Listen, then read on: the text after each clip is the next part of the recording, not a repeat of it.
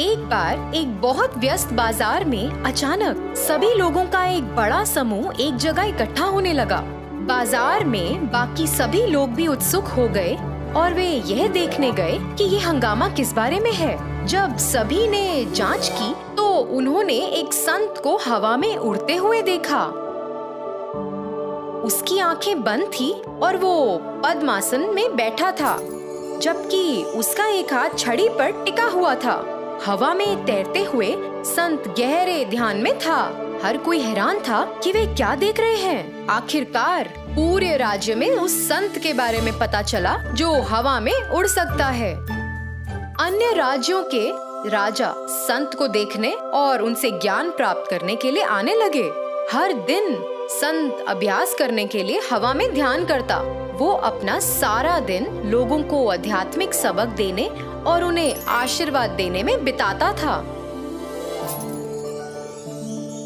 संत ने भोजन में केवल फल खाया और पानी पिया।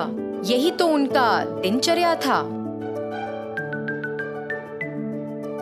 हालांकि संत का एक रहस्य था जिसे कोई नहीं जानता था।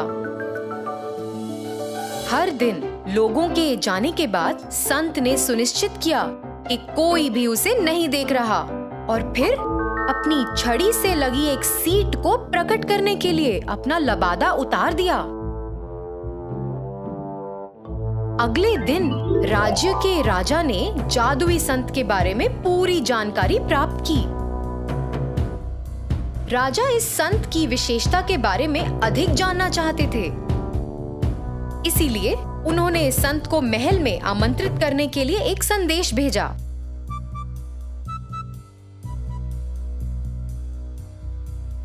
संत तो अपने दिनचर्या में था।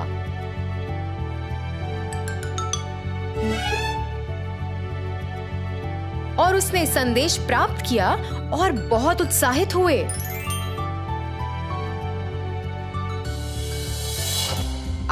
तो मैंने राजा का ध्यान आकर्षित कर ही लिया। आखिरकार वो सब हो रहा है जैसे मैंने सोचा था। तुरंत संत महल के लिए रवाना हो गया। राजा ने सिंहासन पर संत की प्रतीक्षा की और फिर उसके आने पर उसका आदर के साथ अभिवादन किया। प्रणाम संत जी, यहाँ पधारने का बहुत बहुत शुक्रिया। आप आराम से तशरीफ रखिए। धन्यवाद। भगवान का आशीर्वाद आप पर बना रहे। हमने आपके और आपके इस गुण के बारे में कई शानदार बातें सुनी हैं।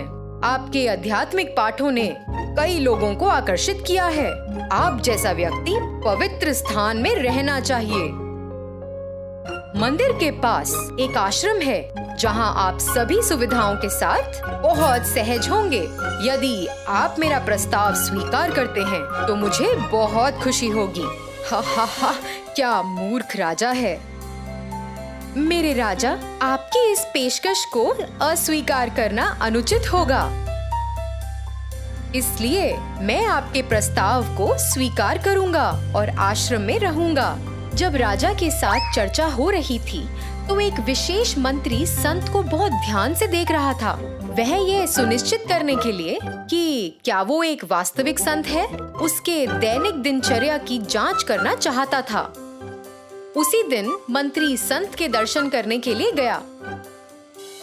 उसने संत को दूर से देखा और उसकी दैनिक प्रथाओं पर गौर फरमाया। संत पहले हवा में ध्यान करता था। कुछ समय बाद लोग उसका आशीर्वाद लेने आते और बदले में उसे फल देते। वो अपना दैनिक पाठ देता और अंत में अपना दिन समाप्त करता।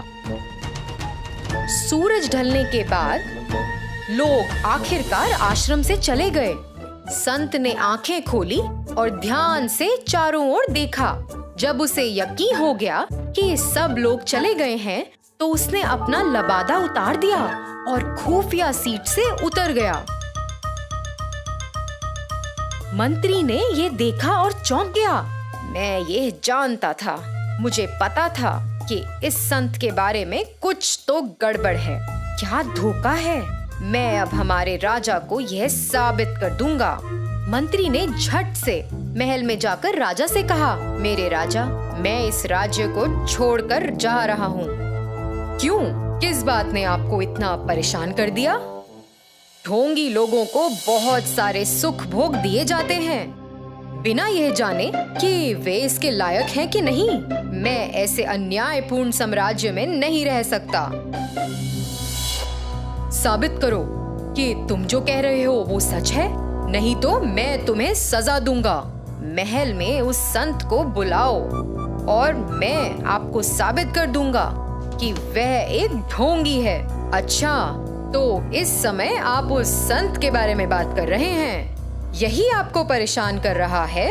हाँ महाराज, वो हमारे राज्य के सम्मान के योग नहीं है। ठीक है, संत को यहाँ बुलाओ।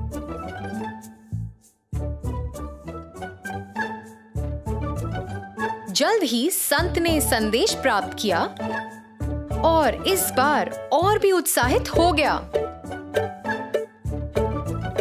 उसने सोचा कि राजा उसे और भी अधिक इनाम देना चाहते हैं, इसलिए वह तुरंत महल के लिए निकल गया।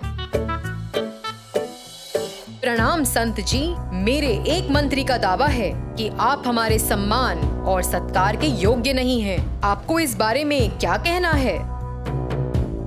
हाँ राजा जी, वह एक धोखा है। अगर वह असली है तो उसे हवा में ध्यान लगाकर खुद को साबित करने के लिए कहें। कृपया हमें आपसे इस बारे में पूछने के लिए क्षमा करें, लेकिन क्या आप कृपया अपना ध्यान लगा सकते हैं ताकि हम इस संदेह को स्पष्ट कर सकें? मेरे स्वामी, इसमें लंबा समय लगता है और यह यहाँ नहीं किया जा सकता। राजा के आदेश के अनुसार संत को ध्यान करना था, लेकिन वह असफल हो गया और बहुत जल्द राजा को पता चल गया कि संत झूठा था। उन्होंने उसकी खुफिया सीट को देख लिया और जल्द ही उसे राज्य में सभी के सामने उजागर कर दिया। राजा ने संत को लोगों को गुमराह करने के लिए उम्र कैद की सजा सुनाई।